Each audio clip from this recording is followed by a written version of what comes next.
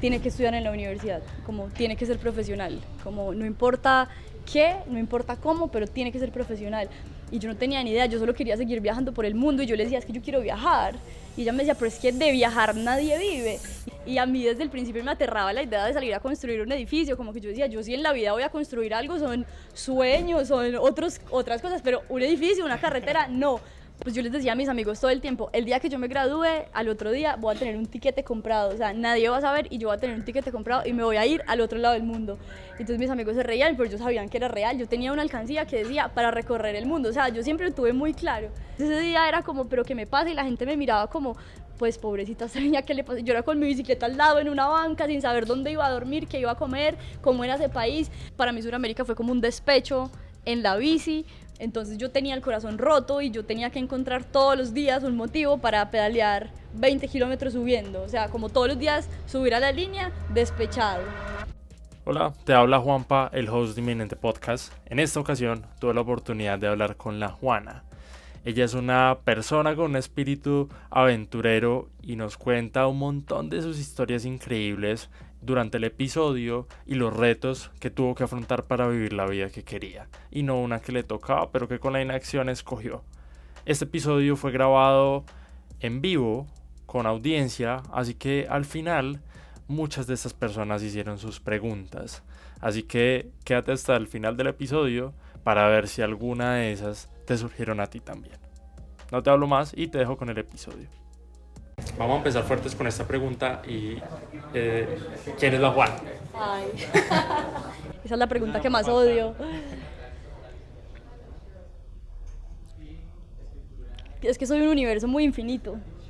Yo creo que soy eso, soy un universo infinito y un ser humano en constante movimiento. Para llegar a ese entendimiento y eso que me comentas, tuvo que haber un camino muy largo detrás, que de hecho sí lo hay. Y esto me lleva a lo siguiente: lo que eres hoy lo soñaste de niña. ¿Cómo fue tu proceso desde muy atrás? Lo que eres hoy lo soñaste de niña. Sí, totalmente. Creo que estoy viviendo la vida de mis sueños y cuando me levanto todas las mañanas y me puedo tomar un café viendo un paisaje divino, me siento muy afortunada todos los días. Okay. Ahorita me dijiste que eras muy conversadora, pero no estás contando mucho. Es que me alargo mucho, entonces evito extenderme, pero sí, yo siempre lo soñé, la verdad sí. Creo que igual me faltan cosas o me sobran cosas, pero no faltar desde la ausencia, sino desde la... vienen más cosas. O sea, sé que lo que hay para mí es mucho más grande, pero siempre he soñado con lo que tengo ahora. Siempre quise ser una persona muy libre y me siento muy libre. Y eso es como el mejor regalo que le doy a esa niña chiquita que soñó esa libertad. ¿Y cómo ha sido todo ese camino? Porque por lo menos lo que encuentro en tu página es que eres ingeniera, pero no querías ser ingeniera. Cuéntame de eso. Sí, ahora que lo veo, después de 10 años de haberme graduado o más, siento que es una pregunta que me hago mucho, como ¿por qué estudié ingeniería? Como, bueno, ya sé por qué, pero yo creo que me gustaban mucho los retos y soy una persona que se mueve como, o que se movía, ya no tanto, a través de los retos.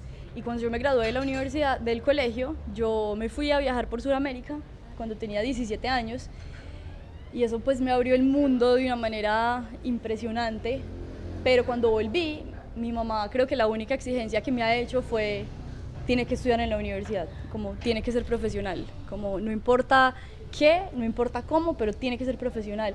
Y yo no tenía ni idea, yo solo quería seguir viajando por el mundo y yo le decía, es que yo quiero viajar. Y ella me decía, pero es que de viajar nadie vive. Y yo en ese momento, cuando tenía 17, ahora tengo 32, yo decía, sí, yo creo que yo sí puedo viajar, o sea, vivir de viajar o de lo que sea.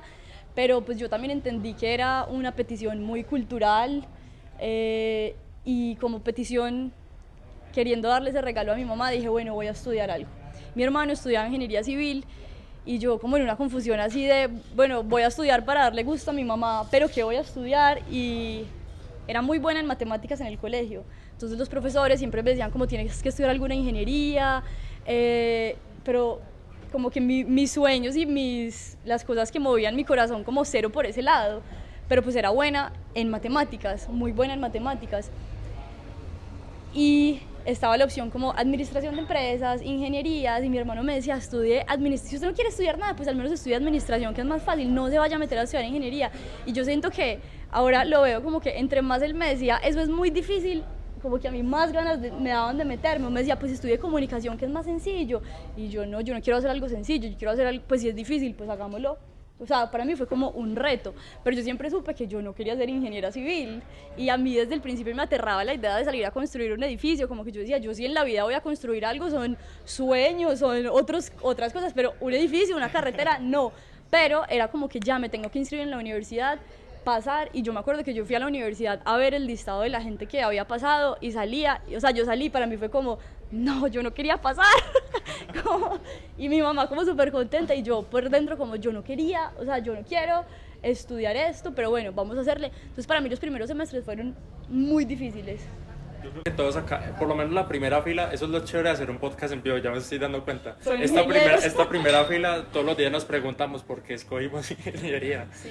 Yo me lo pregunté mucho y me amargué mucho la vida cuestionándomelo, porque todos los días era como que pereza ir a eso. O sea, ¿yo qué estoy haciendo? Si yo no quiero construir edificios, si yo no quiero hacer una carretera, a mí no me importa la resistencia de los materiales, ¿yo por qué estoy haciendo eso? Entonces yo a veces me agobiaba mucho, porque además trabajaba, era mesera en un café, y yo no quería dejar de ser mesera. Entonces como que me monté en una carga muy, muy grande, pero yo no quería dejar de ser mesera, porque con lo que yo ahorraba siendo mesera podía viajar en las vacaciones o me podía ir a la montaña el fin de semana. Entonces mi mamá no me podía dar la plata para que yo me fuera de paseo, sino que yo la tenía que trabajar. Entonces era demasiada la vida, como muy pesada, y la gente me decía, pues deje de trabajar, es que nadie es capaz estudiando ingeniería y siendo mesera un montón de días en un café. Y yo decía, no, yo sí soy capaz.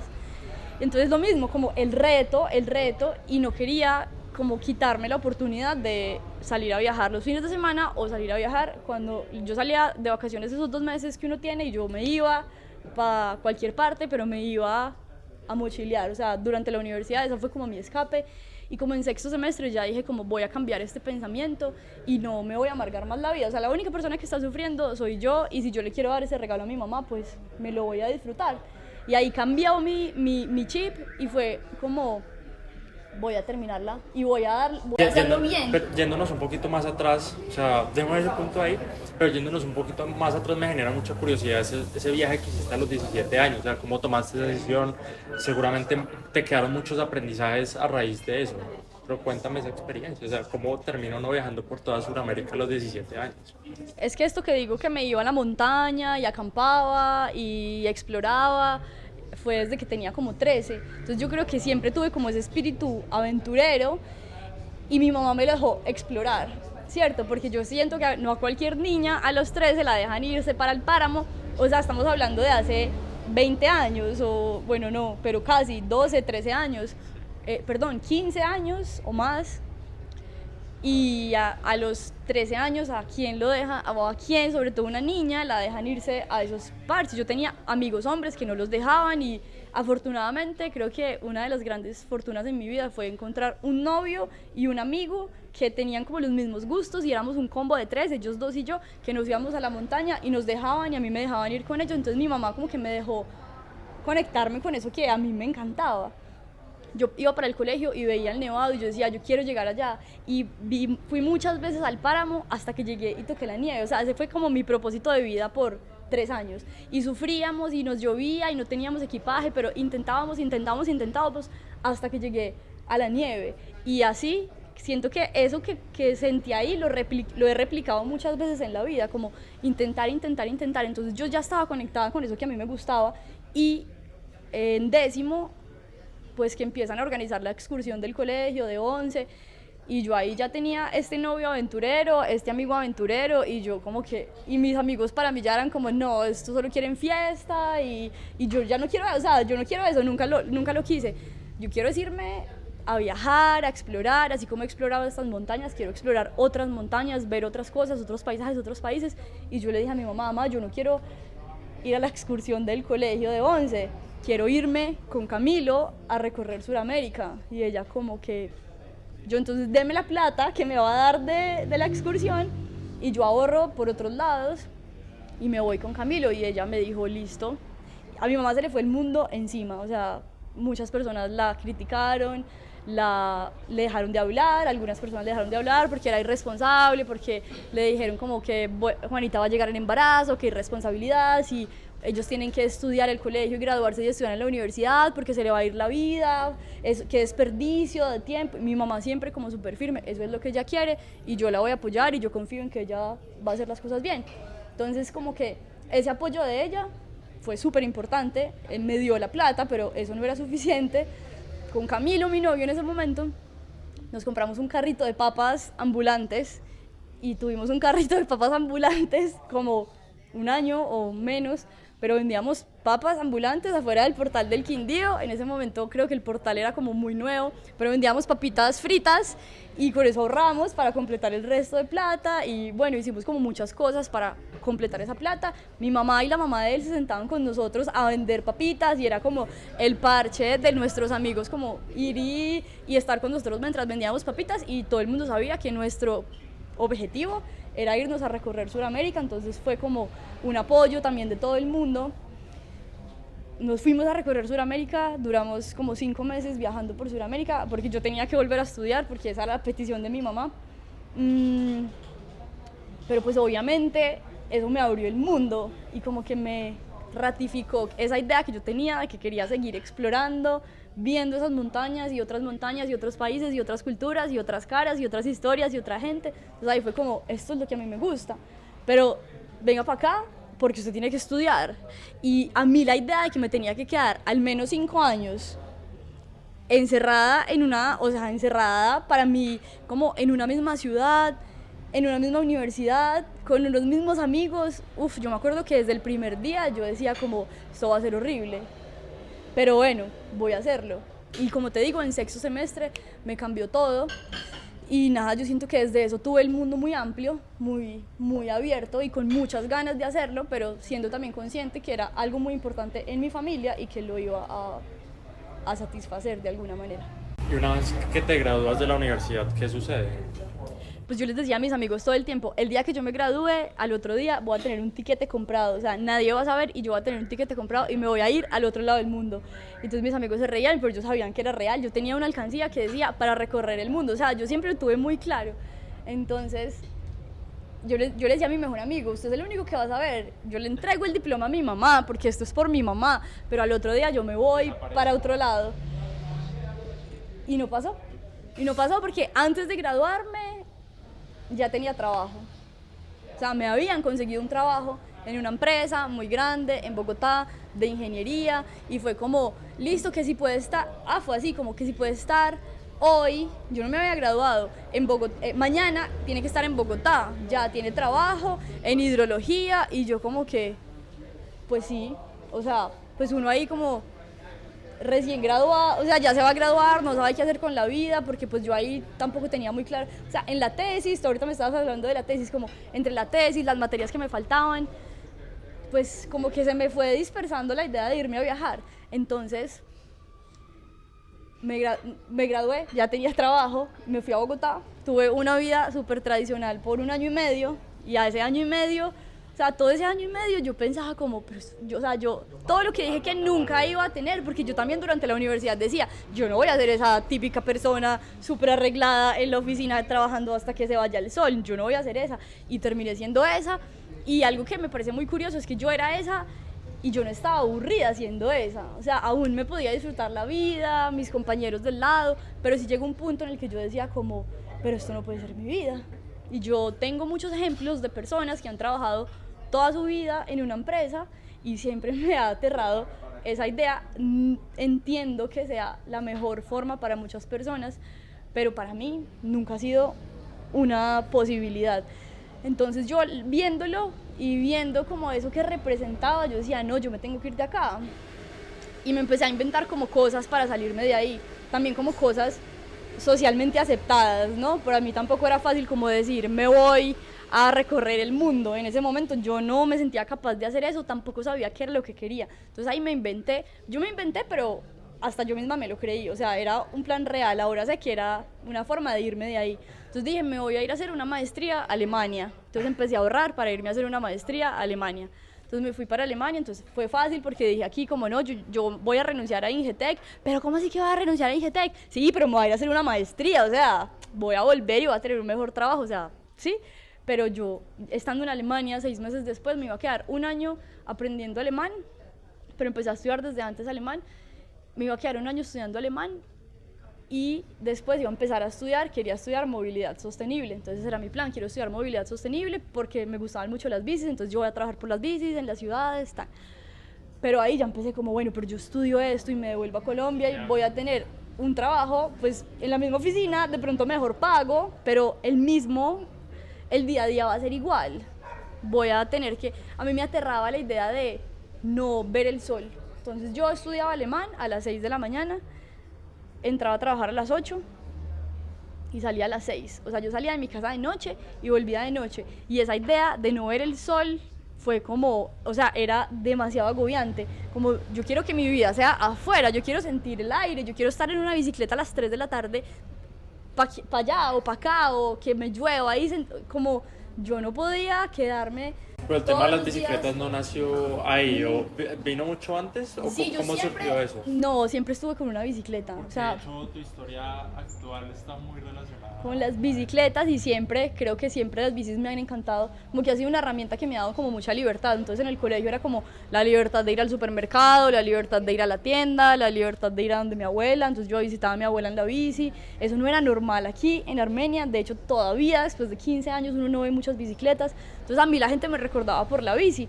En la universidad me hacían chistes con la bici, yo llegaba con la bici, no habían parqueaderos para bicicletas, entonces yo entraba en la bicicleta al salón, entonces los profesores hacían chistes con la niña de la bicicleta y siempre estuve en bici. En Bogotá la única como cosa que me gustaba era ese trayecto de la casa a la oficina y de la oficina a la casa en bicicleta, y ahí eso era como mi liberación del día. Pero entonces ahí, o sea, eso no fue como que cogió la bicicleta sin conocerla y se fue. No, yo sabía que tenía una conexión muy grande como con esa máquina, con ese aparato, y que podía durar mucho tiempo montado en la bicicleta y además que lo disfrutaba muchísimo. Y entonces volvimos a Alemania. Listo, entonces allá yo ahí dije como yo no quiero volver a lo mismo pero con un cargo más alto. Como que mi fin nunca ha sido como la plata, entonces ahí era como que bueno, vuelvo pero a lo mismo que ya no me gustaba, de lo cual ya huí, y que sea mejor pago, no me importa, no estoy interesada, entonces ¿qué voy a hacer? Y pues ahí pasaron muchas cosas, porque empecé a hacer como a preguntarme muchas cosas, como una época muy introspectiva. Yo estuve muy sola en Alemania, como que nunca hice un combo de amigos, nunca, o sea, todo lo hacía sola, y empecé a cuestionarme si no me quiero devolver, si no quiero hacer una maestría, o sea, no me quiero quedar aquí haciendo una maestría, si no me quiero devolver a seguir en la vida que tenía, entonces, ¿qué quiero hacer? Y yo sabía qué quería hacer, pero no era capaz como de decirlo. Y yo creo que uno muchas veces sabe lo que quiere, pero no es capaz de materializarlo, de hacerse responsable de lo que va a decir. Y ahí una amiga tuvo un accidente y se murió. Y yo estaba como súper como cuestionándome demasiado, y cuando eso pasó para mí fue como esta es la respuesta, como de una manera muy cruda, pero yo no quiero que se me vaya a mí la vida pensando, dudando de qué es lo que yo quiero hacer, cuando yo sé lo que quiero hacer, pero me da miedo decirlo porque el mundo no está dispuesto a escucharlo. Yo tenía miedo de lo que iba a pensar mi mamá, yo tenía miedo de lo que iba a pensar mi hermano, yo tenía miedo de lo que iban a pensar mis amigos, de lo que iba a pensar la gente acá, de lo que iba a pensar todo el que me conocía, que sabía que había dejado un buen trabajo en Bogotá, de lo que iban a pensar mis compañeros de trabajo, como de lo que iba a pasar de pronto conmigo también, como y si no me gusta, y si no tengo plata, si se me acaba, si no sé, como tantas, como lo normal que lo inhabilita a uno, como que lo inactiva a uno. Eso también lo tuve yo. Pero pues cuando esto pasó fue como, yo no quiero que esto me pase. Y uno siempre, pues yo siempre había escuchado esto de hay que disfrutar la vida porque mañana nos podemos morir, no sé qué. Y cuando eso pasó fue como, de hecho sí. Y le pasó a alguien muy cercana a mí. Y me pareció como la señal más importante y como el aprendizaje más grande de eso fue, yo no quiero que esto me pase. Y si todas esas dudas existían, me las iba a pasar por encima, porque no quería hacer nada, ni por nadie, ahí fue como, no me importa mucho lo que piense mi mamá, sí me importaba, pero como que quería dejar eso atrás, como no me importa lo que piense ni mi mamá, ni la que está esperando que yo haga la maestría, ni mis amigos, ni nadie. Yo quiero serle fiel a mi corazón e irme a hacer lo que yo quiero. Y yo quiero hacer un viaje grande, yo quiero hacer un viaje largo, sin fecha de vuelta, y voy a hacerlo porque yo no quiero morirme con los sueños anotaditos en una libreta. Voy a hacer lo posible. Y ahí fue como, listo, vamos a hacer lo posible, vamos a encontrar las posibilidades. Y ahí tomé la decisión y 6 meses después me fui a viajar por el mundo. O sea, ¿qué lecciones consideras que aprendiste de todo esto? Si bien es cierto, me dices que tu amiga falleció y digamos que eso fue el impulso definitivo que te llevó a hacer esto, ¿tú qué sacarías para más que todos los jóvenes que nos escuchan ahorita? Los jóvenes y el segundo piso. Mentira, no. Joven adulto. No, pues una esa, o sea, para mí la más grande fue como que yo ahí pues yo estaba allá, todo eso pasó acá y para mí fue como muy difícil estar allá sola y todo eso sucediendo acá, pero yo seguía con mis ejercicios de escribir y yo decía como, de verdad, si yo me muriera mañana, ¿qué me gustaría haber hecho? Como, y quiero hacerlo, ahora que de pronto no me muera mañana y ojalá que no, en ese momento decía, pero quiero hacerlo, y si me muero quiero haber hecho lo que quería hacer. Y yo pensaba en mi amiga y decía, ella hizo lo que ella quiso hacer, yo estuvimos a los 17 años en Argentina, cuando yo fui a recorrer Sudamérica ya estaba viviendo en Argentina, ella se fue a vivir a Nueva Zelanda, además era como un alma muy parecida a la mía, entonces yo decía como, ella de pronto lo que queda en los corazones de las personas fue, esta pelada disfrutó mucho la vida, y yo quiero que si yo me muero la gente diga, esta pelada disfrutó mucho la vida. Obviamente no solo para que la gente lo diga, pues, sino como si el alma después lo siente, como quiero haber disfrutado la vida. Nada, eso es, esa frase para mí cobró todo el sentido ahí, pues no sé, lastimosamente de esa manera, pero la vida se puede ir mañana y entonces uno duda un montón por lealtades que le tiene a algunas personas, por pesos culturales, por ideas sociales, por miedos inculcados, que yo también los tuve y pues los tengo ahora, pero trato de no dejar que esos miedos me limiten a hacer las cosas. Eso creo que es como lo más importante, pero como que enseñanzas miles. Cuando arrancas el viaje, ¿qué sucede? Ese día, ese primer día. No, pues muchas cosas, una cantidad de sentimientos pues muy lindos, porque tenía mucha emoción, porque era el primer día de un gran viaje, y yo sabía que iba a ser un gran viaje. Cuando yo empecé en Vietnam, en una ciudad que queda al sur de Vietnam, y yo sabía que iba a arrancar un día de enero, y no sabía cuándo iba a llegar, tenía la idea de que iba a llegar a España, pero eso era demasiado. Como en este momento yo lo veo como, yo ni siquiera sabía lo que era viajar en bicicleta, yo nunca había pedaleado con todas las maletas encima, o sea, esos primeros pedalazos del viaje fueron mis primeros pedalazos con equipaje en las maletas, y eso se siente muy diferente que un pedalazo normal en una bicicleta, pero yo tenía muy claro que era un viaje largo, que era un viaje hasta Europa, empecé en Asia, entonces yo sabía que iba a llegar hasta Europa, pero también fue como yo había visto lo bonito, había visto otras mujeres, me había inspirado en otras mujeres que ya habían viajado en bicicleta, y pues veía cuando muestran el mapa y las fotos divinas y el blog espectacular, pero me encontré como con la realidad del viaje, una ciudad llena de carros, llena de motos, como con un montón de peligros, yo no sabía ni cómo esa bicicleta se me movía para todas partes, como el punto de equilibrio cambia, de gravedad, perdón, y salí a una autopista, como después de que uno ya sale de la ciudad, como se encuentra uno con una gran autopista y estaba llena de camiones,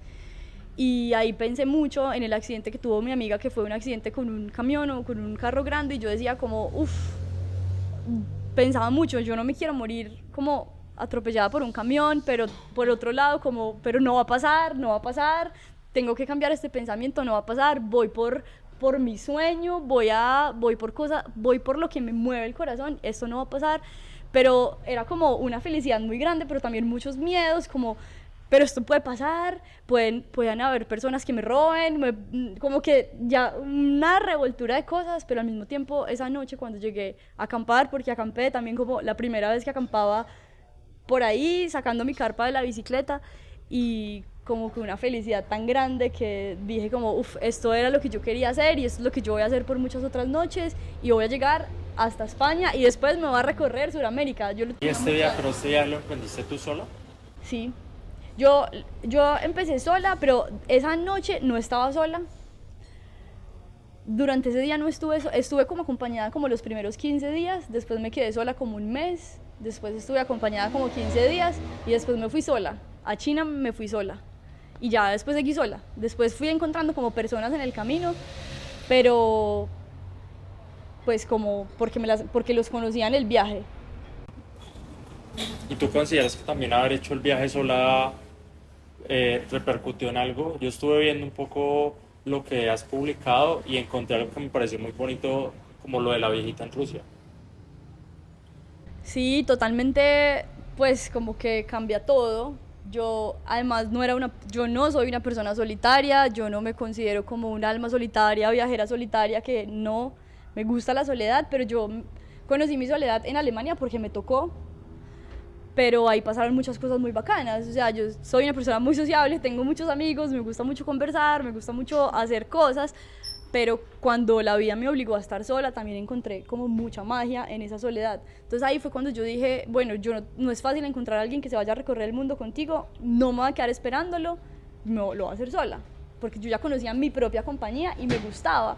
Yo me recorrí todos los pueblos de Alemania, me monté en todos los trenes y en todos los metros sola, como porque me tocaba, pero lo disfrutaba. Entonces ahí fue como, me voy a ir sola y eso cambia todo. O sea, un viaje sola y acompañada, bueno, como les digo, yo tuve la oportunidad de conocer muchas personas que viajaron conmigo en diferentes países, en grupos, hasta me enamoré de un chico y estuvimos de novios viajando, de todas las formas, pero no es que una sea más o menos chévere que la otra, pero pues la soledad tiene unas cosas que solamente ocurren en la soledad, como lo que tú cuentas. Y eso iba a decir también del primer día de salida de Vietnam. Yo salí y justo la noche anterior había conocido, como 2 noches antes había conocido una familia vietnamita que me dijeron como, no, pues venga a mi casa, y yo me quedé en la casa de ellas, y cuando yo salí, o sea, di los primeros pedalazos, fue saliendo de la casa de ellas y ellas ahí como súper emocionadas viéndome, tomándome fotos, diciéndome adiós, y yo sentía como, pueden ser mi mamá y mis tías y mi abuelita despidiéndome en un lugar que está literalmente al otro lado de mi casa. Mi familia estaba aquí dormida, pero yo sentía a mi familia como en ellas. Entonces eso fue como la primera cosa, como uno se puede sentir en casa en muchas partes.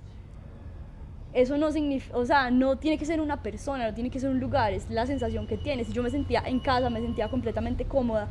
Ellas me dieron el amor que yo necesitaba, el empujón que yo necesitaba para salir. Ahí, en ese momento, yo salí sola. Más adelante estaba mi amigo, con el que viajé esos 15 días. Pero nada, me parece que me pasaron cosas estando sola que no me hubieran pasado y que no me pasaban estando acompañada. La historia de la señora es una historia que no solo fue esa noche, sino muchas otras noches. Pues yo llegaba, digamos, pasaba aquí, paraba aquí, venía y compraba algo, y había alguien aquí en una mesa, una parejita, y siempre me decían como, pero ¿y viajas sola? Sí, ¿de dónde eres? De Colombia. ¿Y dónde vas a dormir esta noche? No, ni idea. ¿Y por qué no vienes a dormir con nosotros?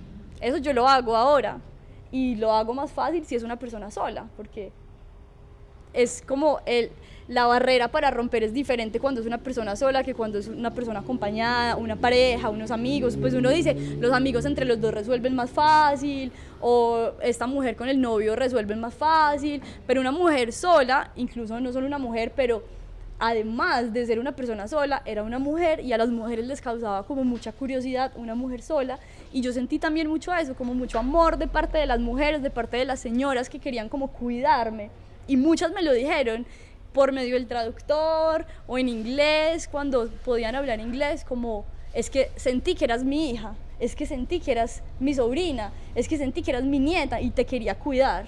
Entonces como que fui la representación de otras mujeres, de las familias de ellas, y ellas quisieron cuidarme. Entonces eso me abrió, estar sola, ser mujer, me abrió puertas que no se hubieran abierto si hubiera estado acompañada. Y dentro del viaje, ¿qué más va sucediendo? Digamos que esas historias que tú sientes que son súper importantes y que marcaron un antes y un después para ti. Pues la soledad, volviendo a la soledad, trae muchos aprendizajes. Yo me acuerdo mucho, una parte muy importante de mi viaje fue Rusia, hice China sola, hice Rusia sola, y Rusia fue como muy retador para mí, pero creo que, bueno, es que me extiendo mucho, pero China es muy retador para los viajeros. Y yo estaba sola, es muy difícil comunicarse. Algo que creo que conocemos como el sentido común no es el sentido común allá, entonces como que las cosas obvias para nosotros no son obvias allá. Entonces yo me fui de China muy enamorada de China, la gente me pareció muy hospitalaria, pero me fui como muy cansada. Entonces yo llegué a Rusia después como de haber atravesado media China, pues como todo el país de sur a norte, y llegué, bueno, otra cosa que pasa en China que también es muy cansona es que no se puede utilizar el celular, no se puede utilizar, o sea, no se puede utilizar un mapa, no se puede utilizar el traductor, no se puede utilizar WhatsApp, Instagram, entonces hay que tener un VPN, bueno, no sé si todos lo saben, pero eso es súper harto, porque entonces tú instalas el VPN, pero a veces funciona, a veces no funciona, entonces yo, pues no sé, si yo quería, es que el mapa, o sea, mi mapa de Google Maps o Maps.me o las aplicaciones que yo utilizaban, después de que yo crucé esa frontera ya no servían, entonces ya solo me servía un mapa que estaba en chino, y entonces yo me confundía horrible, entonces uno se pasaba a una calle y le tocaba ir lejísimos, o sea, era muy, muy difícil.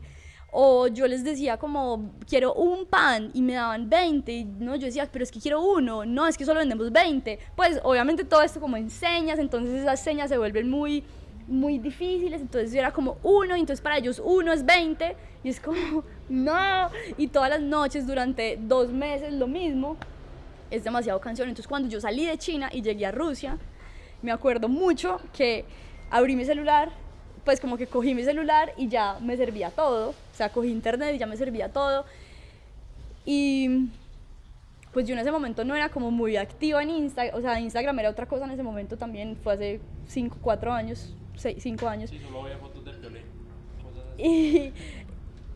Pero igual yo tenía como un montón de comentarios, un montón de mensajes de personas de acá como, wow, eso que estás haciendo, muy valiente, muy fuerte, muy no sé qué, y yo no me sentía así, como que yo me sentía como muy abrumada, muy cansada, muy, que esto tan difícil, y yo me puse a llorar horrible, como quise llamar a mi casa y eran 12 horas antes, o sea, estaban durmiendo, entonces no podía hablar con nadie, como que a todo el que le escribía nadie me respondía, entonces entré a sus mensajes y todo el mundo como, sí, eres súper valiente, eres súper fuerte, y yo como, no, y me sentí a llorar, y por primera vez en mi vida, lloré sin saber por qué estaba llorando. A veces me pasa ahora y digo, ¿por qué estoy llorando? Pero en ese momento era como, o sea, esto me pasa, yo no conocía esa faceta mía, como, no, yo nunca he sido llorona, entonces ese día era como, ¿pero qué me pasa? Y la gente me miraba como, pues pobrecita esta niña, ¿qué le pasa? Yo era con mi bicicleta al lado en una banca, sin saber dónde iba a dormir, qué iba a comer, cómo era ese país. Los primeros días en un país son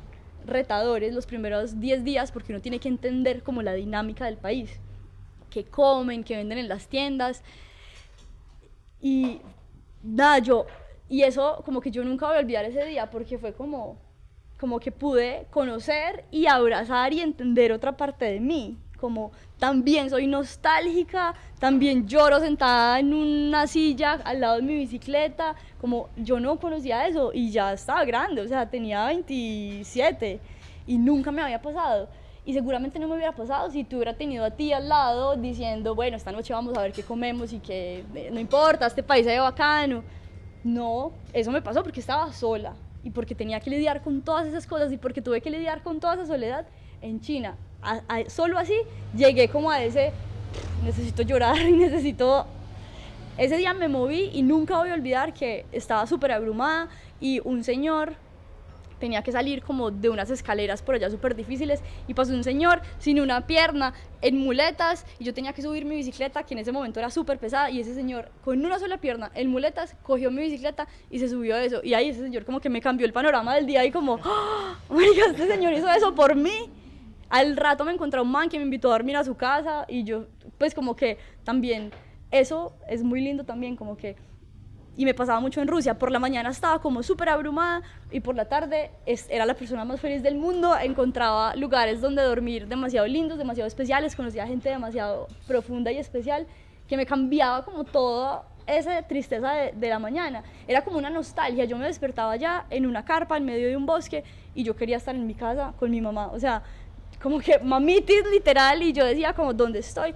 Ay, marica, estoy en un bosque, no, pero pensé que estaba en mi casa, yo qué estoy haciendo aquí, pero como que el ánimo del día se me iba subiendo así a medida que iba pedaleando, ponía música duro, me hacía algo de comer rico, me sentaba por ahí, como que me empecé también a entender, es que yo siempre como que en la vida estaba súper bien, hasta que me fui para allá y era como, a veces sí, a veces no, pero siempre sabiendo que yo quería hacer eso, como que estaba conectada con lo que yo quería hacer, como que yo estaba ahí porque yo había decidido estar ahí. Entonces nunca fue como, no, pues cojo un avión y me voy para la casa, no, porque yo quería estar ahí, pero entonces entendí que querer estar ahí también significaba que iba a amanecer con nostalgia, me iban a dar rabia cosas, iba a ser difícil, como, sí, como era una montaña rusa de emociones. Wow, es muchísima información y qué historia tan chévere. Me cuentas, o sea, me hablas de China y de Rusia porque fueron bastante retadores, pero dentro de esa historia, ¿qué más va sucediendo? Cuando ya te acercas a España, ¿qué sucede? Ahí ya me había enamorado, entonces llegué a Francia enamorada de un inglés que conocí en Georgia y viajamos 6 meses juntos, o sea, terminé de hacer Asia con él y Francia, y pues no como tantas cosas, como que uno en la vida normal, en un año, en una misma ciudad, aprende un montón de cosas. Imagínense en un año, en una vida, todo el tiempo conociendo gente diferente, culturas diferentes, pues aprendí mucho, mucho, mucho. No sé, de las culturas, como los factores comunes que hay en el mundo, como ese amor de las familias, como que estuve con musulmanes, con budistas, con católicos, con, mejor dicho, con un montón de familias y siempre hay un amor de hogar, siempre hay una mamá que cuida, siempre hay un papá que cuida, siempre hay unos niños jugando, siempre hay que sentarse a comer, siempre, como que siempre hay unas cosas que son de humanos, más allá de las otras cosas que nos hagan diferentes, siempre hay unas cosas muy básicas, necesidades de los humanos que nos unen también. Entonces eso era lo que me unía con ellos. Diferente la forma de comer, diferente la forma de servir, pero siempre la comida es un momento especial. Siempre el amor y las cosas se cuentan y nos reímos alrededor de la comida, compartimos alrededor de la comida. Ese cuidado de las mujeres con las mujeres fue muy lindo para mí. También el de los hombres, porque muchos hombres también se acercaban a mí como a tratar de ayudarme. A mí siempre, como de 2 años que estuve por las carreteras, tengo muy pocas historias negativas, o sea, siempre fueron historias lindas. Entonces, por más que hayan personas malas, que las hay, el mundo también está lleno de bondad, de sentimientos muy lindos, de mucho cuidado, de mucho amor, de mucha protección. Y eso a mí era lo que me mantenía en movimiento. Si a mí de pronto me hubieran pasado 3 cosas malas, cojo un avión y me devuelvo. Pero al contrario, siempre, siempre, siempre como que el amor de diferentes formas me iba impulsando cada vez más, más, más y más. ¿Cómo te sentiste cuando llegaste a esa meta que tenías inicialmente? Me acuerdo que tengo por ahí una foto porque mi meta, como dije al principio, era llegar a España. Y me acuerdo que ahí me despedí del inglés en Francia y yo me fui, él se fue hacia Inglaterra y yo me fui hacia España. Y cuando llegué, crucé la frontera y las fronteras en Europa no son como las fronteras acá, ¿cierto? Ya están abiertas, pero hay un aviso que dice, bienvenido a España. Y yo vi ese aviso y para mí fue como, o sea, esto es indiferente. Como me tomé una foto porque sabía que era importante, como que era un hito en mi viaje, era consciente de eso, pero no fue como, sí, como que el logro ya había pasado, el logro fue el día a día, el logro fue cada noche, yo me aplaudía cada noche, escribía en mi diario lo orgullosa que me sentía, o lo débil que me sentía, o todas mis sensaciones cada noche, o sea, el logro fue cada noche, más no el letrero que dice, bienvenido a España. Entonces, igual me tomé la foto, igual como que sí tengo que celebrarlo, pero fue como, wow, pensé que esto me iba a dar más emoción, pero no, porque la emoción la sentí en cada uno de los días. ¿Y qué pasaba por tu cabeza en ese momento? Dijiste, bueno, ¿terminó esto acá o qué sigue? No, yo ahí llevaba un año viajando y yo sabía que, o sea, yo quería que eso fuera apenas el principio. Yo en ese momento, cuando empecé a viajar, yo quería irme desde España hasta la Patagonia y devolverme en bicicleta, pero ahí llevaba 2 años por fuera, sí, o sea, irme en un avión desde España hasta la Patagonia, pero sin venir a Colombia. Pero todos los 6 meses que estuve con el inglés siempre hablaba de que iba para la casa y que iba a volver a ver a su familia y que iba a pasar la Navidad con su familia, y a mí me empezó a dar casitis horrible, y yo ya llevaba 2 años por fuera y fue como, qué rico él que tiene la emoción de irse para encontrarse con su familia, yo también quiero, como que me antojé de esa sensación, y entonces cambié los planes y vine a Colombia de sorpresa y le llegué a mi mamá así de sorpresa, estuve un mes y luego me fui a la Patagonia. Pero cuando yo llegué a Barcelona, en Barcelona yo cogí el avión, cuando llegué a Barcelona yo sabía que era apenas el inicio. O sea, y a mí me lo cortó en parte como la pandemia. Yo pensaba que mi viaje iba a ser mucho más grande. Pero para mí era como, es el inicio y esto me encanta y esto es lo que quería y eso es lo que quiero seguir haciendo. O sea, en ese momento ya... En ese momento sí lo tenía súper Querías claro. que esa fuera tu vida. No mi vida, pero sí esa etapa de la vida, porque yo ahorita no quisiera viajar de esa misma manera, ni siquiera viajar un viaje así como el que hice en ese momento, pero en ese momento sí la tenía súper clara. ¿Y ya de este lado qué va sucediendo? Porque es un viaje muy parecido al que hiciste cuando tenías 17 o no. ¿Cómo fue eso? No, ese otro viaje fue, pues en 4 meses hice los países que se dan en Sudamérica, ¿cierto? No sé, 6, 8, pero pues un viaje como relativamente rápido, como los lugares a los que todo el mundo va. ¿Ya cuando regresaste? No, el primero. Este pues fue mucho más profundo, como mucho más... Pasa algo en los ciclistas, y eso me pasaba, y es que uno para como en un lugar, en un hostal o algo así, y uno se quiere quedar ahí, descansando. Uno no quiere salir porque uno está todo el tiempo afuera. Entonces cuando llegábamos a un lugar la gente nos decía como, pero ¿por qué no salen? ¿Y por qué no van a la plaza? Y a la torre no sé qué. Es como, ay, no me interesa. Como, de verdad, no me interesa la torre. O sea, yo ya vengo viendo todos los días la gente, lo que pasa en las calles, el paisaje. Todo el día estoy al sol, todo el día estoy al agua. Como una torre o la cascada. No, porque eso sucedía como en el día a día. Entonces uno lo que quería era descansar. Cuando uno viaja de otras formas, pues obviamente que también son válidas, también las he vivido y también me encantan, pero como que el destino son esos puntos. En cambio aquí, el destino era el día a día, como, y había que descansar y entonces había que parar, pero todo el tiempo estás en un constante ver, sentir, eso es lo que más me gusta a mí como del viaje en bici, es que es un contacto completamente directo con el entorno, con el ambiente, con la gente. O sea, puedes ver a la gente a los ojos por los lugares por donde nadie pasa, porque ningún bus para ahí, donde venden las cosas más raras que pasan en el país, suceden en esos tramos que hay entre punto y punto. Eso es lo más lindo y eso es la gran diferencia con los viajes, con el viaje que hice en bus. ¿Cuánto duró este viaje? ¿El último? 2 años. O sea, yo viajé 1 año en Asia y Europa y viajé 1 año en Sudamérica. Y acá en Sudamérica, ¿qué sucedió? Ya me contaste y me diste mucho contexto de esa profundidad, pero dentro de esas historias que tú destacas y tú dices, ¿esto también marcó un punto de inflexión? Bueno, ahí la historia de amor continuó. Entonces nosotros empezamos a viajar juntos de la Patagonia hacia arriba, pero también todo se desdibujó también muy rápido. Entonces para mí Sudamérica fue como un despecho en la bici, fue duro, porque un despecho es muy duro en cualquier parte, y montando en bicicleta por las montañas peruanas fue muy duro. Entonces yo tenía el corazón roto y yo tenía que encontrar todos los días un motivo para pedalear 20 kilómetros subiendo. O sea, como todos los días subir a la línea despechado. Si llegaste hasta acá es porque seguramente te está gustando el episodio, así que tómate una pausa, porfa, para puntuar el podcast en la plataforma en la que estés.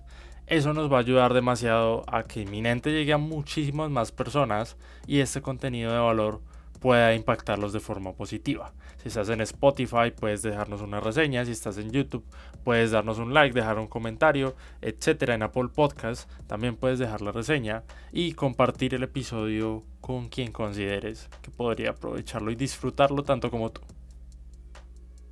Y eso fue un reto muy grande porque sí, es muy difícil. O sea, fue muy difícil, pero lo mismo que dije ahora, yo nunca pensé en me voy a ir. No, o sea, tenía muy claro, yo decía mucho a eso, prefiero esto a un día en la oficina, a un día tradicional en la oficina. Aquí estoy conociéndome, estoy retándome, estoy encontrando el sentido del pedaleo diario, pero yo estoy aquí porque yo lo decidí, a mí nadie me obligó a estar aquí, yo estoy aquí en completa decisión, y esta sensación se me va a pasar, esto es temporal, ya había tenido despechos, gracias a Dios, que uno piensa que el mundo se acabó y el mundo no se acabó. Y bueno, eso fue muy difícil. Pasó que empecé a sentir que mi viaje se empezó a volver el viaje de él, y como antes pues como de esa, digamos, ruptura que fue como muy intermitente también, empecé a sentir que estaba viajando era como el viaje de él y que me estaba desconectando de mi viaje, y eso me empezó a preocupar mucho y quise como reconectarme, y fue también un proceso grande. Ahí cuando yo llegué a Colombia sentí mucho eso y traté como de escuchar mucho, de analizar mucho como yo, ¿para qué voy a seguir? Porque iba a seguir con él a Panamá, pero yo decía, no puedo, porque yo ya estoy viajando para irme detrás de él, porque estoy tragada de este man, entonces sigo detrás de él, y yo no quería viajar de esa manera. O sea, yo quería viajar por mí, por mi propósito, y ahí decidí quedarme unos meses más como a sentir ese llamado de nuevo de viajar por mí. Fue muy difícil esa decisión, pero yo dejé que se fueran y me quedé, y ahí empezó la pandemia y me quedé. Ok. Cuando sucede esta pandemia, ¿tú cómo lo afrontas? ¿Fue difícil para ti, digamos, quedarte quieta, por decirlo de alguna manera?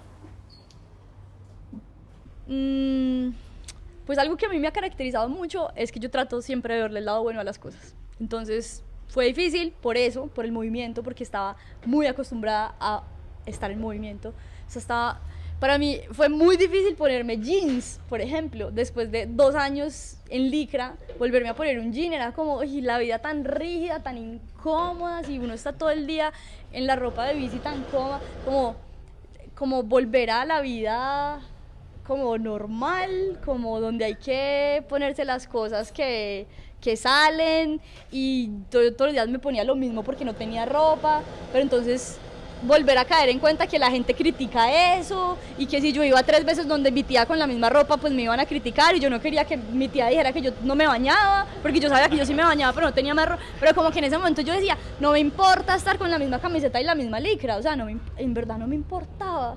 O sea, cierto, como que yo estaba súper desprendida de esas ideas mundanas que tenemos y que ahora otra vez tengo, pero eso fue difícil. El hecho de no saber qué iba a pasar conmigo, pues fue como que una quitada de piso, pero siempre yo encuentro, y ahorita que yo hablaba contigo y tú me contabas que hacías y hacías y pasaste de una cosa a la otra, yo también he hecho eso, y creo que eso es una cosa que salva mucho, porque pues esto ya no se podía hacer, la incertidumbre fue muy grande, un año y medio, no sé, porque abrían una frontera y cerraban otra, y abrían una y la otra, y la vacuna, no sé qué, entonces todo eso fue muy incierto, pero yo siempre estaba haciendo cosas, o sea, como que esa es otra, a mí no solo me gusta montar en bicicleta, a mí me gusta hacer un montón de cosas. Entonces en ese momento yo encontré como un propósito dentro de esa pausa de la vida, y pues mis días empezaron a girar de ese nuevo propósito, y disfrutaba los días, como yo no me voy a quedar pegada en ese pensamiento de ¿y ahora qué? ¿Y mi viaje? Cero. Entonces yo ya como que solté eso, vamos a ver qué pasa. Y pues mira, nunca volví a retomar ese viaje, pero porque en un punto me lo pregunté también, como quiero o no quiero. Tenía la posibilidad de estar lejos, pero en ese momento no quería. Y eso también fue muy lindo de esa etapa, como volver a preguntarme. La gente, para mí fue muy difícil eso, la gente me seguía, me encontraba la gente en la calle y la gente todo el tiempo me preguntaba, "¡Ah! ¿Y cuándo vas para Alaska?". Y yo me sentía como que cada vez estaba más desconectada de eso, como que estaba bien aquí. Y a mí siempre me ha gustado hacer las cosas como a raíz del deseo, ¿cierto? Y yo no tenía ahora el deseo de irme a hacer ese mismo viaje. Estaban pasando cosas acá, me quería quedar aquí, pero fue muy difícil como decirle a la gente, no, no quiero viajar, como así, Juanita, después de que, como así, no va a terminar ese proyecto, y me lo cuestionaban, y yo decía como, entonces yo ya tenía como ese mismo peso que tuve viviendo como esa renuncia de la vida normal al viaje, fue el mismo peso que tuve de la renuncia al viaje para volver a la vida normal, porque era como el peso de la sociedad esperando que esta pelada termine de hacer el viaje que prometió en el blog y en las redes sociales y en las noticias, como entonces la gente lo estaba, y yo sentía como que, ay, los voy a decepcionar, ¿qué van a pensar de mí? Que dejé todo tirado, qué pena, y entonces que solo llegué hasta Colombia y nunca llegó a Alaska, seguramente hay gente que lo dice, y es verdad, nunca llegué a Alaska, pero como que soltar esa idea de lo que la gente estaba esperando de mí y serle fiel a mi idea de, yo ya no quiero hacerlo, es que en este momento de mi vida no quiero hacerlo. ¿Cuál fue ese propósito que encontraste acá? No, pues en ese momento a mí siempre me ha gustado mucho como las cosas sociales, entonces en ese momento estaba todo el tema de la pandemia, no sé qué, nos inventamos una cosa que se llamaba el camión Buena Onda, y el camión Buena Onda pasaba recogiendo comida por toda la ciudad y todo el mundo nos tiraba cosas para que nosotros hiciéramos mercados y se lo repartíamos a la gente que no tenía mercado. Entonces eso era una logística porque éramos como las únicas personas que podíamos estar en la calle recogiendo, entonces éramos un grupo como de 20 personas que teníamos ese permiso y toda esta logística a mí me encantaba y hacerle el llamado a toda la ciudad para que saliera a repartir, a entregar su libra de arroz y después nos íbamos todos a un piso del centro de convenciones a repartir esos mercados y eso se volvió el propósito como por 6 meses y estábamos súper felices ahí. Después del propósito fue otro y después otro y sí, como que no tiene que estar como todo y para mí eso también fue muy difícil y yo he hablado de esto también con algunos amigos como en un momento que yo estoy en Instagram como lajuana.bike, a mí me aterró esa idea porque yo sentía como, salgo a la calle, todo el mundo me pregunta que cuándo voy a llegar a Alaska, todo el mundo piensa que yo soy solamente bicicletas y un viaje en bicicleta, no, yo soy más que eso, o sea, como que eso me pesó mucho y hace como un mes volví a mi juana.bike, pero me tuve que reconciliar con esa idea de como sentía que me habían metido como en una burbuja donde yo sí soy yo, pero es que yo soy una burbuja mucho más grande, un universo mucho más amplio y no quiero que solo me relacionen, en este momento ya no me importa, pero sí como, no, espérese, yo también tengo la capacidad de organizar a un montón de gente para que las personas salgan, tiren lentejas por la ventana, recoger unos mercados y entregárselo a la gente, eso también me hace feliz, entonces no necesariamente tengo que estar montando una bicicleta. Y ahí yo me quité ese como punto bike, entonces cuando alguien me decía, ay, ¿cómo estás en Instagram? Y yo, la Juana.bike, pero yo, ¿y por qué bike? Y como, ay, no, qué pereza, que como te digo que yo no soy solo eso. Entonces, claro, igual, ahora entiendo que igual mi vida, y la bicicleta es para mí como la herramienta de expansión de gran parte de lo que soy, pero es solamente una herramienta, y en otro momento de la vida la herramienta podrá ser otra. Entonces como que, bueno, no, igual la gente me identifica con bicis y todo bien, con razón que lo hacen y lo valoro, lo aprecio y demás, entonces volvámonos a poner eso porque es como me identifican y como me identifico también en este momento. Pero entonces ese peso social también jugó como al revés en mi vida, como sí, la gente está esperando esto de mí, como cuando esperaban que yo siguiera siendo una ejecutiva y para mí renunciar a esa idea de la viajera incansable también fue difícil. Y en ese momento, ¿cuál es el propósito? Yo creo que muchos, esa idea también como de el único propósito que empieza con un verbo y termina en no sé qué, también me aterra un poco. pero tengo muchos, pero en este momento siento que me gusta como ayudar de muchas formas a otras personas a que de alguna manera se conecten con su propósito. Lo hago a través de varias cosas, o que venzan algunos miedos y que se conecten como con ese poder y con esa parte de su vida que no habían conocido o de la cual estaban desconectadas.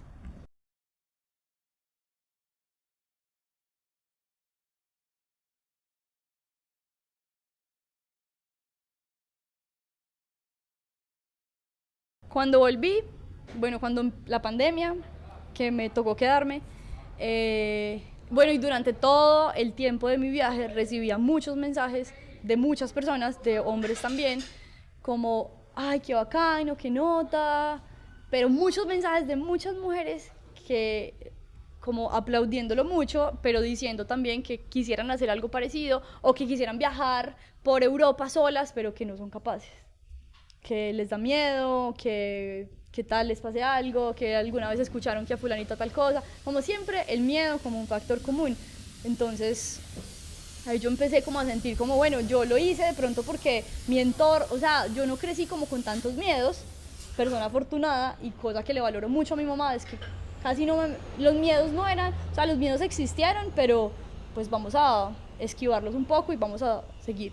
Pero no todas tuvieron ese privilegio que yo tuve de aprender a esquivar los miedos. Entonces fue como, ¿y si me invento un grupo donde yo le diga a las chicas, oigan, vamos a viajar juntas? ¿Será que la gente me copia? O sea, ¿será que hay mujeres que quieren viajar conmigo por el Quindío? Y se lo comenté como a mi mamá, a mi novio, a mi hermano, y todos como, parce, qué gran idea, obvio que le copian. Y yo era, pero ¿quién? Y como ahí estaba, como ya había pasado lo del camión Buena Onda, yo estaba como sin saber qué hacer, que la frontera la abrieron, la cerraron, como me voy a ir, no me voy a ir. Y yo no sabía editar videos y me puse a cacharrearle a InShot y empecé como, bueno, voy a hacer un video diciendo esto. Me demoré una semana editando ese video, como la voz y no sé, o sea, todo para mí era súper complejo en ese momento. Y puse un videito como, quiero hacer un viaje de mujeres para que venzan sus miedos, porque claro, como el mensaje siempre era, me da miedo tal cosa, para que venzan sus miedos.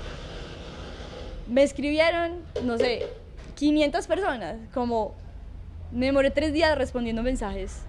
Fue como, boom. Y yo era un viaje que yo estaba organizando, yo fui a hacer como toda la logística, y yo decía, de pronto salen 3 amigas, 4 amigas, y entre amigas, chévere. Cuando yo, listo, sí, entonces tenía un valor con las noches, con la comida, no sé qué, y me mandaban la plata. Cuando yo miré, ya tenía como 15. Un amigo que organizaba viajes me decía como, Juana, no puedes hacer eso, o sea, normalmente los guías se van con 6 personas, ¿tú cómo te vas a ir con 15? Y yo, marica, yo no sé, pero yo ya recibí esa plata, lo voy a hacer. No, pero entonces no recibas más. Entonces luego un man, no, por favor, deja entrar a mi novia, yo quiero que mi novia haga eso. Yo, bueno, sí, pues dale, la novia. Bueno, al final éramos 18. Y yo ya como que, oye, no, pero también era como muy raro, yo quería que todas fueran, pero no, ya no puedo más, no, o sea, se cerraron los cupos. O sea, aquí en Cartago, tan horrible, yo no sabía cómo se hacía eso. Entonces yo no sabía que es muy difícil encontrar, por ejemplo, un lugar, un alojamiento para 18 personas en camas individuales. Entonces eso es difícil, y yo tenía 18 personas que necesitaban camas individuales, porque mi amigo que organiza viajes me decía, no puedes poner a dormir a la gente junta. Y yo, marica, ¿qué voy a hacer? Entonces, nada, yo empecé como a resolver, y a mí me gusta mucho como eso, como esa parte logística, y ya yo les dije como, pues la acomodación es compartida. ¿Quieren? Sí, todas como sí, sí, sí. Entonces yo también me di cuenta que mi público, o sea, el público de ese viaje era un público muy diferente al de mi amigo, que no era capaz de dormir con un desconocido al lado. No, estas chicas sí. Entonces, nada, yo organicé todo ese viaje y fue demasiado espectacular. Fue como una transformación muy grande para mí, muchos aprendizajes para mí. Yo no era una mujer que disfrutaba mucho como los círculos de mujeres, los espacios de mujeres. Para mí eso era como medio mamerto, como que pereza.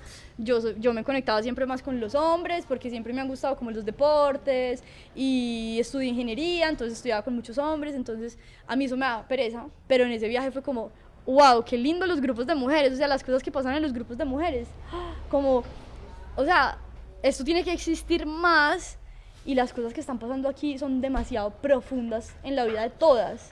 Esto hay que seguirlo haciendo y todas se fueron súper felices, yo me quedé súper feliz y fue como hagamos otro a ver qué pasa. Entonces el otro fue qué miedo que ya no sea igual, o sea, nada es igual nunca como la primera vez, esto va a salir más o menos y pues ahí yo voy a decir qué pereza, no quiero hacer un tercero. Y el segundo fue wow, fue como esto es demasiado, todas súper felices, súper transformador, como los testimonios, pues las historias que ellas contaban, como muchas cosas muy profundas de la vida de ellas, como no sé, llevaban 5 años intentando terminar con el novio, pero no eran capaces porque no sé, les daba ansiedad y volvían a la casa como yo soy súper fuerte y yo voy a terminar con este man y terminaban con el man y se encontraban con una vida brutal al otro lado, entonces como ese empoderamiento de no para salir a montar en bicicleta por el mundo, aunque varias de ellas han viajado en bicicleta después de los viajes de las Enriquetas, como solas, como que han sentido esa confianza de, ay, si lo hice en grupo, pues lo hago, esto no es tampoco tan difícil. Entonces como que una expansión de muchas formas en la vida de muchas mujeres y eso ha sido muy lindo, entonces yo me enamoré de eso, me requete enamoré de eso y entonces pues para responder a la pregunta de qué son, son viajes en bicicleta de mujeres por diferentes lugares, por ahora de Colombia, ojalá en algún momento pueda ir a otros lugares del mundo, pero como una manera de acompañar a las mujeres a que venzan ese miedo u otros miedos y de una forma segura, acompañada, donde podamos conocer un lugar de Colombia de una manera responsable, de una manera tranquila, despacio, profunda, donde podamos conocer cosas que pasen ahí, lugares por los que normalmente los turistas no pasan, como viajar de una forma lenta. Dentro de esas cosas ese montón de cosas que me dijiste que haces también, en este momento, además de las Enriquetas, ¿qué estás haciendo? ¿Qué te mueve en este momento?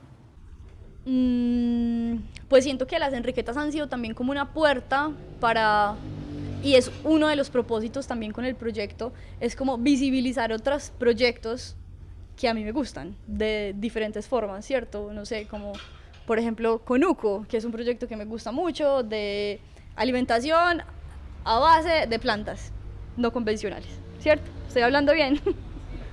Entonces, a mí me encanta la idea de contarle esto a la gente y de contarle esto a las Enriquetas. Entonces, por ejemplo, en el próximo viaje que voy a hacer, vamos a cocinar con este proyecto y les muestro el proyecto, ellas lo conocen y expandimos este otro propósito tan lindo, tan hermoso, con el cual también me conecto. Es como que me gusta hacer también ese canal de expansión de otros propósitos que van alineados con mi propósito y lo hago en las Enriquetas o lo hago por redes o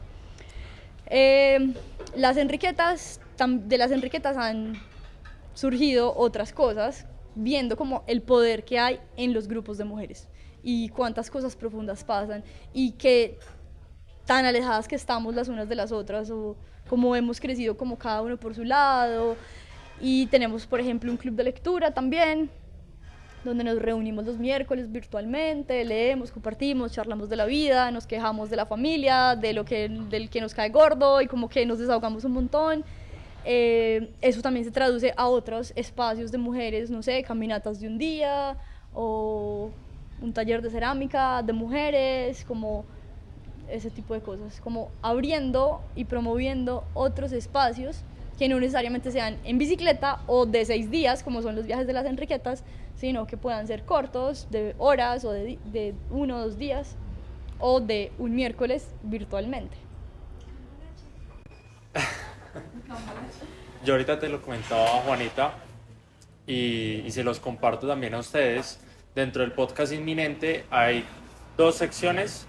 La primera es la idea inminente. La idea inminente es una idea que ha estado rondando la cabeza de mi invitada recientemente y nos la va a compartir. Y lo segundo es el reto inminente, que es una cosa chiquitica o varias que Juana va a compartir con ustedes para que ustedes no solamente sean espectadores, sino que haber venido hoy, haber escuchado este podcast el día de hoy, marque una diferencia para ustedes. Entonces, ahorita, cuéntanos. La idea inminente. La idea. La idea inminente. Pues esta respuesta es inspirada en lo que me contaste de tu vida, porque me identifiqué mucho con todo lo que me contaste. Él me contó que él tiene 19 años y desde los 10 años, 9 años, está haciendo muchas cosas. Entonces como que ha empezado a hacer una cosa y luego se ha pasado a la otra y luego se ha pasado a la otra y yo también.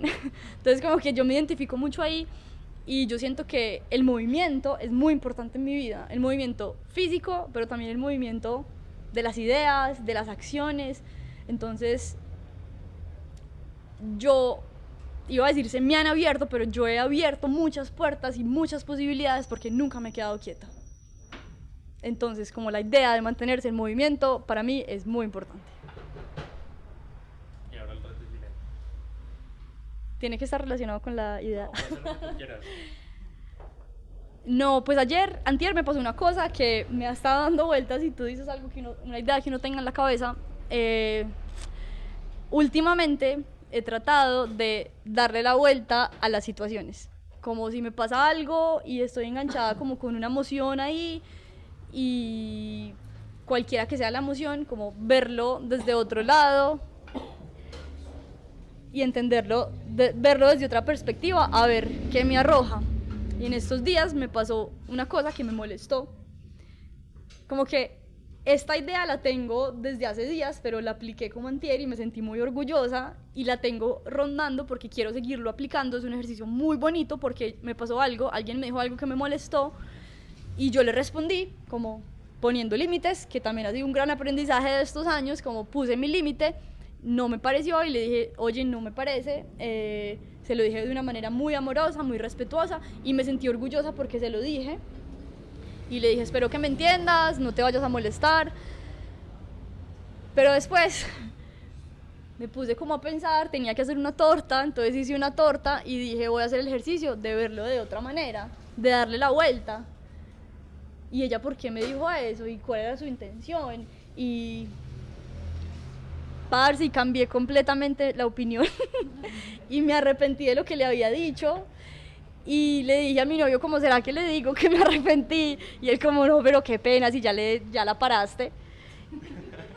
Y yo como, no, pero un ejercicio también de madurez y de olvidarse un poco del ego, yo le voy a decir que me arrepentí de mi primera respuesta. Igual no fui grosera, afortunadamente, pero yo le dije como, oye, ¿sabes qué? Estoy haciendo una torta y volteé la arepa, estoy viéndolo desde otro punto y hasta me parece súper bacano lo que me propones, me parece súper chévere. Puede que ya sea tarde lo que te estoy diciendo. Ella me había hecho una propuesta, yo le había dicho que no, porque me pareció conchuda. Y después como que, antes me sentí como honrada de su propuesta, pero fue como, wow, le di la vuelta, me sentí como madura, como crecí, bien. Y aparte como que yo creo que uno muchas veces hace esa vuelta, pero no es capaz de comunicarla, porque el ego no lo deja.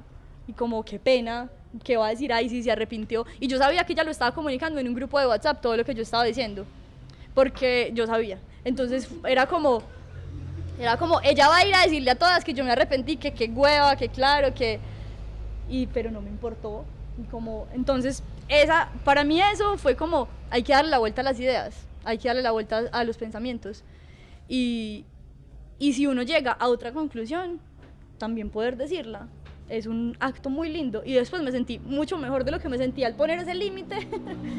Me sentí mucho mejor y se lo dije, y si no estás de acuerdo y si ya no tengo reversa, igual lo hago como un acto de humildad, ya tú verás cómo te lo pones, te lo tomas. Y ella me dijo como, ¿sabes qué? Súper bien y ya vamos a hacer lo que ella me propuso. Pero dar la vuelta a las ideas es un ejercicio que propongo. Bueno, ya llegamos a la sección de preguntas. Si tienen alguna pregunta, por favor. Uy, un montón de preguntas hay ahí.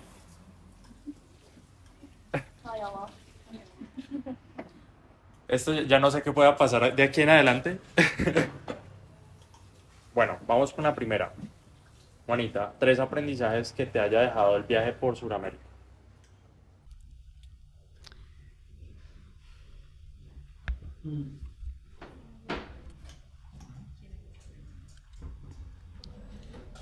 Por Sudamérica. Sí.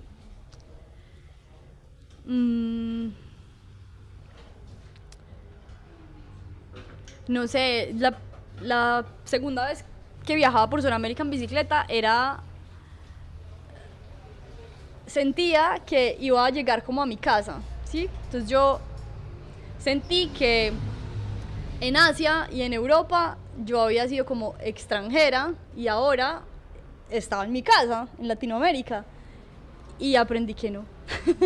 O sea, me sentí muy lejos de casa y aprendí que hay mucho, o sea, y siempre he vivido en Europa y en Estados Unidos también, y la gente cuando se refiere como a Latinoamérica es como si fuéramos una sola cosa, igual que cuando nosotros decimos es que los europeos son así o es que los de Estados Unidos son asá.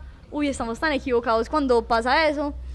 Y nada, sentí eso, como que no se puede generalizar nada. Yo ahí como que fue no generalizar, nunca, nunca.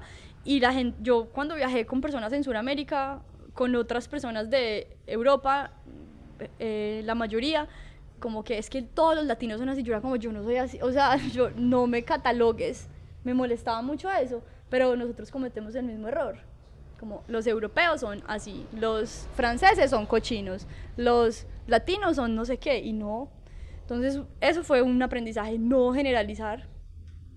Entonces después de eso trato de nunca generalizar, nunca hablar de los europeos como una sola cosa, ni nunca hablar de nadie como una sola cosa.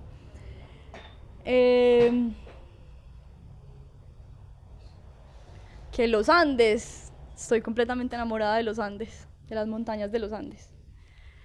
Ahí sí me sentía como que yo sentía que eso sí era mi casa, y lo que nos une, tal vez, más que cultural, es físico, es geográfico, es una cordillera que nace allá y sigue por todo el continente. Eso, como que soy una completa enamorada de las montañas andinas y de la cultura andina. No. Un tercero. No, pues el aprendizaje que dije ahora, que no necesariamente es de Sudamérica, pero sí fue cuando yo sentí que me estaba desconectando de mi viaje, como que de pronto uno muchas veces se monta, no en el viaje, pero en la película, en el proyecto del otro, y hay que volver siempre es como a uno, y a mí eso me pasó en Sudamérica, pues como... Y yo me acuerdo mucho de sentir eso por las montañas de Bolivia, por las montañas peruanas, como yo no estoy en mi viaje, o sea, yo ya estoy un poco desconectada de esto y necesito hacer algo porque necesito volver a lo mío y necesito volver a poder disfrutar esto con mis ojos, a mi velocidad y no a la velocidad del otro. Peludo. ¿Cómo a los 17 años, una edad tan corta, sabes cuál es tu propósito? Ay, no, ni siquiera hasta sé cuál es mi propósito de vida. No, por lo mismo que digo ahora, porque yo pienso que yo no sé de dónde salió esa idea de un único propósito. El propósito va cambiando. Mi propósito, pues, esto lo digo en este momento, es lo que pienso en este instante, como que mi propósito es serle fiel al corazón, y ha sido el propósito siempre con cada una de las cosas. Yo le he sido fiel a mi corazón. En ese momento quise recorrer Sudamérica con mi novio, y se lo planteé a mi mamá de una manera responsable, concreta, con un plan de acción, y ella lo hizo. Después, cuando soñaba con hacer otra cosa, también lo volví como un plan de acción, me lo planteé y me hice responsable de él. Entonces, creo que eso, para responder eso, en parte es como la confianza que yo recibí en mi casa. No sé quién hizo esa pregunta, pero a mí me enseñaron a confiar. En estos días escuché en un podcast una frase que decía como: la confianza del pájaro nunca ha estado en la rama en la que se para, siempre ha estado en las alas. Y mi mamá me enseñó eso, y yo siempre he confiado en mis alas, y como eso yo lo quiero hacer, lo voy a hacer. Y después me quiso ir a recorrer el mundo, me voy a recorrer el mundo. Y después me quiero quedar aquí construyendo el mejor café, o no tiene que ser el mejor, pero el café de mis sueños, me quedo y lo construyo. Pero ha sido eso, como confiar en ese deseo y saber que lo puedo materializar. Muy relacionado a esto que estabas hablando, ¿qué le dirías hoy a esa persona que quiere irse de viaje y que está en el dilema de ingresar a la universidad para satisfacer el sueño de sus padres? Pues cuando yo estuve en ese dilema, decidí satisfacer a mi mamá. eres tú, decidí satisfacer a mi mamá y no me arrepiento porque yo vi después la universidad como un seguro de vida y siempre me vendí esa idea como en quinto, sexto semestre, como yo lo que estoy haciendo es comprando un seguro de vida muy caro porque me está costando demasiado, pero esto es un seguro de vida y si, no sé, algo pasa, necesito trabajar, yo soy ingeniera, puedo ir a buscar trabajo en ingeniería, ¿cierto? Pero yo siento que en ese momento ser profesional era mucho más importante de lo que es ahora. Entonces quizás en este momento yo me iría. Porque ese diploma pesaba más en ese momento. Es que ya no me acuerdo cuándo me gradué, pero hace 10 años eso ya no importa tanto como... Es que ya, o sea, mira lo que tú estás haciendo. Tienes un podcast a los 19 años, es que eso no era tan fácil en nuestra época, eso suena como si fuéramos muy viejas, pero las posibilidades ya está súper claro. Es que a mí me gustaría sentarme a tener esta conversación con mi mamá y decirle, sí ve que yo no tenía que haber ido a la universidad, 5 años y medio que fui, para ir a donde yo quería ir. Yo creo que yo estaría aquí igual si no hubiera ido a la universidad, aunque a la universidad le debo muchas cosas también. ¿Quién se va a ir? Esa pregunta vino de esta filita, sí. mínimo. ¿Cómo te preparas financieramente para tu retiro? De cierta forma, la gente con trabajos normales se apoyan... ¿Quién hizo esta pregunta? Se apoyan de una pensión. ¿Cómo lo manejas con un trabajo así? Cuando me fui de viaje, ¿Cómo te preparas tú para tu retiro? Ah, ya entendí lo de retiro.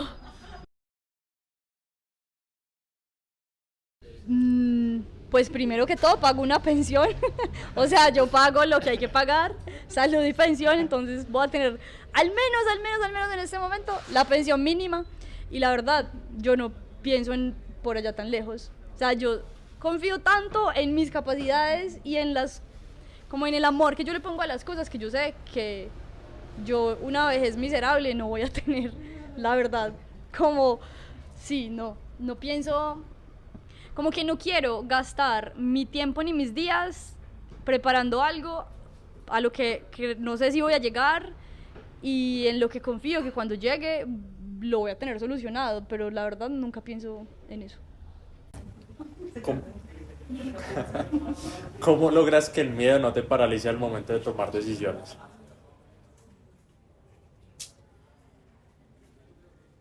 Pues no, como dije ahora, yo siempre pienso que todo va a salir bien, como que soy una persona extremadamente positiva y viene de mi mamá, que es una persona positiva ya demasiado tóxica, que a veces le decimos como mamá, pero también hay que ser realista, pero yo creo que a ella le heredé ese positivismo y yo nunca pienso que me van a pasar las cosas malas, nunca, o sea, yo siempre pienso en el buen panorama, como si yo puedo saltar de aquí y no sé, imaginemos un salto en paracaídas, yo nunca pienso en que me voy a tirar y me voy a matar, no pienso en eso, nunca, yo siempre pienso en que me voy a tirar y va a ser el mejor vuelo de la vida, pero nunca pienso en que me voy a morir.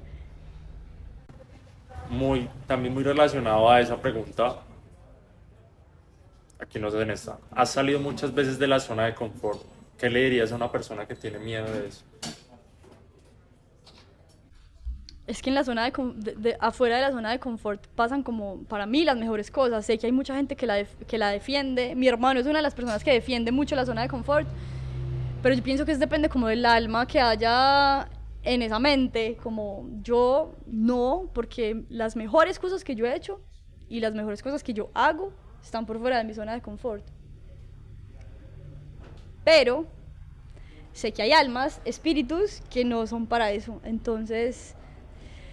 probarlo sería como una buena forma de ver qué pasa allá.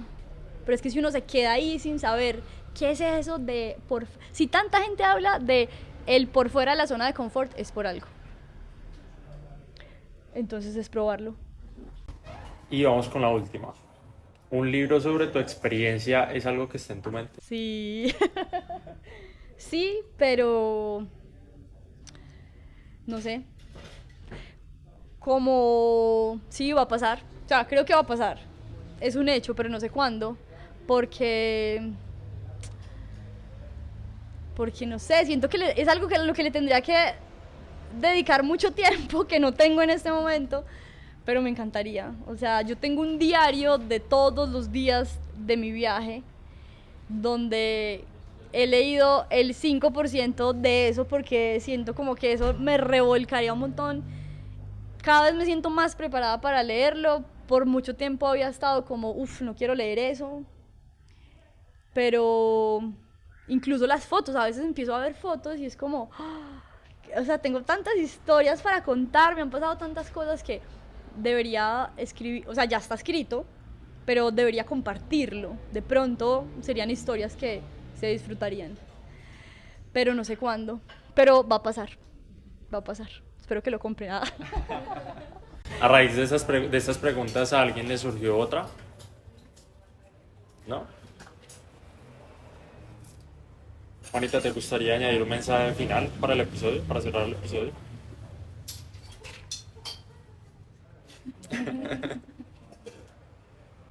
No, pues lo que dije que era el propósito, mi propósito es como serle fiel al corazón, como a pesar de todo, como y por encima de todo, sin, sin importar lo que parece que debería ser.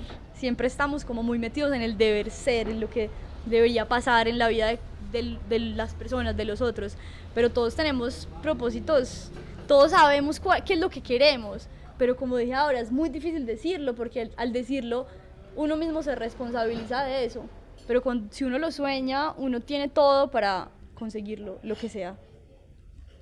¿Cómo pueden encontrarte las personas en...? lajuana.bike. Sí, lajuana.bike. Bueno, Juanita, de nuevo muchísimas gracias por el espacio, por el tiempo, por la buena conversación y nada, muchas gracias a ustedes por estar aquí hoy. Antes de que terminemos, hola, soy yo de nuevo, el host de esta vaina, y lo primero es que espero que hayas disfrutado del episodio tanto como nosotros, y lo segundo es que quiero invitarte de nuevo a que compartas esta pieza de valor con quien consideres que pueda aprovecharla. El episodio acabó, pero la diversión apenas empieza para ti, porque tienes otros 98 episodios para ir a escuchar. Lo que viene a continuación son algunos anuncios parroquiales que quiero dejar para cuando yo vuelva a escuchar este podcast en cualquier momento y años después incluso, y pueda acordarme de que en 2024 hice parte de eventos increíbles como Startup Weekend y que organicé la mejor TEDx de Colombia. Hay varios anuncios parroquiales. Primero, agradecerle de nuevo a Momota por prestarnos el espacio y por ser los mejores hosts. Y lo segundo es que para el 24 de noviembre, o sea, este evento, este podcast, este experimento de podcast está apoyado por dos eventos que estamos organizando. El primero es TEDx Los Laureles, el 24 de noviembre en el Centro de Convenciones, para que lo sigan en Instagram, vengan al evento porque va a estar genial. Y el segundo no lo voy a mencionar yo, sino que voy a invitar a Juli a que venga a contarnos qué es el Startup Weekend. Y... ¿Puedo hacerlo de acá? ¿Sí? Para el mes de agosto, entre el 19 y el 25, vamos a tener una semana de celebración de la tecnología en todo el eje cafetero. Vamos a tener un evento en paralelo en Manizales, Pereira y Armenia. Vamos a tener más de 60 sesiones en todas las ciudades, hablando de tecnología, trabajando en tecnología, teniendo paneles, conferencias, talleres. Y el fin de semana vamos a terminar con una mega hackathon para más de 300 personas. Todavía no sabemos en qué ciudad, pero es una mega hackathon que busca que en 54 horas puedan aprender a emprender y construir un producto mínimo viable.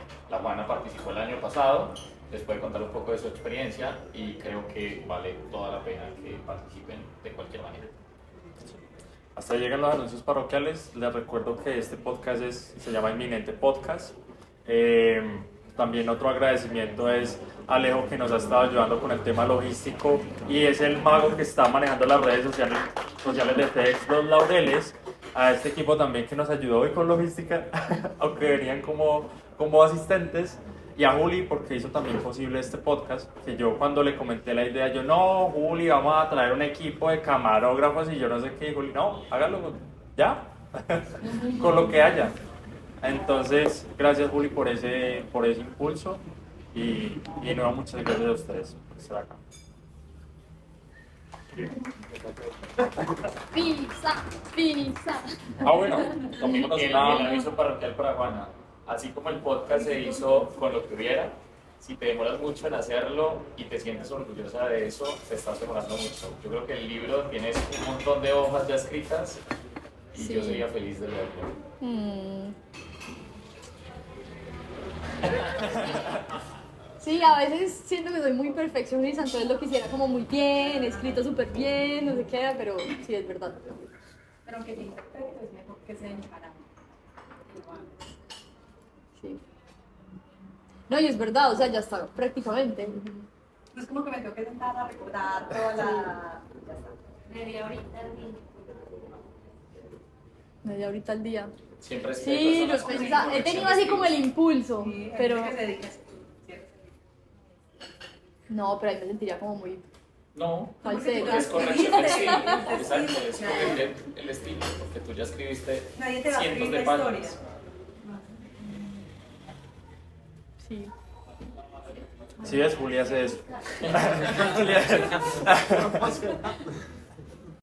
Los momentos finales de este podcast me encantan porque me llevo despidiendo medio año, pero después de ver la repetición y los bloopers de alguna manera que van a pasar, o que espero que envejezcan bien, se me ocurrió también dejarles el mensaje a la Juana, y es que, bueno, así como tengo esa capsulita del tiempo para mí con TEDx, y pues para Juli, el eje cafetero Tech Week, espero que la tuya sea lanzar el libro y que cuando regreses en unos años digas, marica, sí, lo hice y ya tengo mi libro. Igual, cero presión, Juanita.